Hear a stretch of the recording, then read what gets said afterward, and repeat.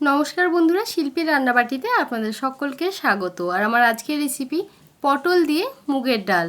ভীষণই সুস্বাদু এবং গরমের জন্য একেবারে আদর্শ ও স্বাস্থ্যকর একটি রেসিপি।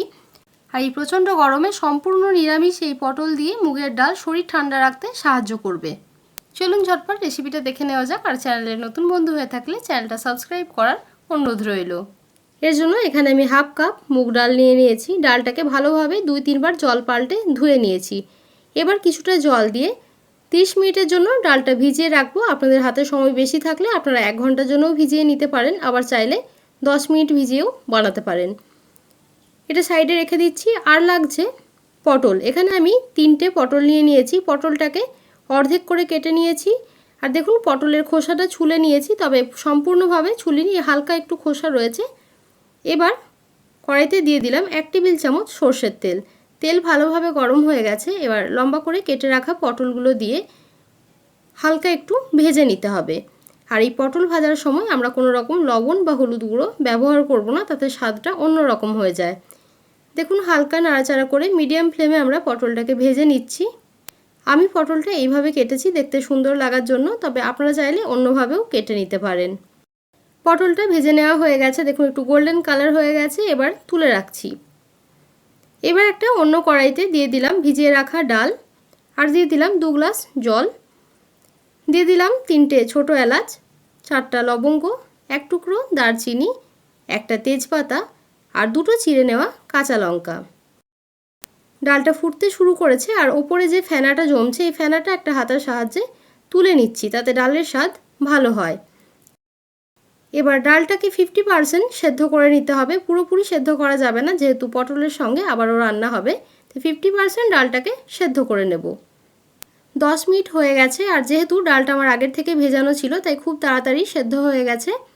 50% ডালটা সেদ্ধ করে নিয়েছি। এবার এর মধ্যে দিয়ে দিচ্ছি 1 চা চামচ বা স্বাদ মতো লবণ, খুব সামান্য পরিমাণে হলুদ গুঁড়ো। বেশি হলুদ গুঁড়ো এই রান্নায় দিলে দেখতে ভালো লাগে না। আর দিয়ে দিলাম হাফ চা চামচ চিনি। একটু মিষ্টি স্বাদের হলে মুগের ডাল খেতে ভালো লাগে। আর দিয়ে দিলাম ভেজে রাখা পটল। এবার ভালোভাবে মিশিয়ে নিচ্ছি আর ঢাকা দিয়ে রান্না করে নেব 5 মিনিটের জন্য। আর এই সময় ফ্লেমটা লো মিডিয়ামে রাখতে হবে। আরও অনেক সম্পূর্ণ নিরামিষ সবজির রেসিপি আমার চ্যানেলে শেয়ার করা রয়েছে, আর চাইলে সেগুলি দেখতে পারেন। আশা করি আপনাদের ভীষণই পছন্দ হবে। দেখুন আমার 5 মিনিট হয়ে গেছে আর ডালটাও ভালোভাবে সেদ্ধ হয়ে গেছে। আর সাথে সাথে পটলটাও কিন্তু খুব ভালো সেদ্ধ হয়ে গেছে। যেহেতু ভাজার সময় কিছুটা সেদ্ধ হয়েছিল, তাই পটল সেদ্ধ হতে বেশি সময় লাগবে না, তাই আমি পটলটা পরে দিয়েছি। আর এই সময় ডালের ঘনত্বটা চেক করে নেবেন। যদি আর জলের প্রয়োজন হয় তাহলে কিছুটা গরম জল মিশিয়ে দেবেন। যেরকম ডাল আপনারা খেতে পছন্দ করেন সেইভাবেই বানিয়ে নিতে পারেন। আর অবশ্যই লবণ আর মিষ্টিটা এই সময় চেক করে নেবেন। এবার গ্যাসের ফ্লেমটা অফ করে দিলাম। এদিকে একটা তরকা রেডি করে নেব। একটা তরকা প্যানে দিয়ে দিচ্ছি 1 টেবিল চামচ ঘি, দিয়ে দিলাম 2টো শুকনো লঙ্কা, একটা টুকরো করে নেওয়া তেজপাতা আর হাফ চা চামচ গোটা জিরে। ফোড়নটাকে 15 থেকে 20 সেকেন্ডের জন্য একটু নাড়াচাড়া করে ভেজে নিলাম। এবার গ্যাসের ফ্লেমটা অফ করে দিয়ে দিচ্ছি হাফ চা চামচ কাশ্মীরি লঙ্কার গুঁড়ো। তবে এটা অপশনাল, আপনারা চাইলে নাও দিতে পারেন, তবে দিলে কালারটা সুন্দর হয়। এবার এই ডালের মধ্যে তরকাটা দিয়ে দিলাম। আর দিয়ে দিচ্ছি 1/4 চা চামচ গরম মশলার গুঁড়ো। খুব সামান্য পরিমাণে দিলাম, যেহেতু গোটা গরম মশলাও আমরা ব্যবহার করেছি। এবার ভালোভাবে মিশিয়ে নিচ্ছি আর 1 মিনিটের জন্য একটু ফুটিয়ে নেব।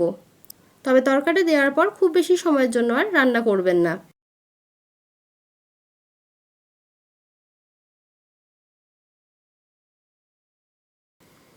দেখুন 1 মিনিট ফুটিয়ে নেওয়া হয়ে গেছে। এবার গ্যাসের ফ্লেমটা অফ করে দিলাম। আর আমার সুস্বাদু পটল দিয়ে মুগের ডাল একদম রেডি। এটা গরম ভাতের সাথে আবার রুটির সাথেও খেতে ভীষণ ভালো লাগে।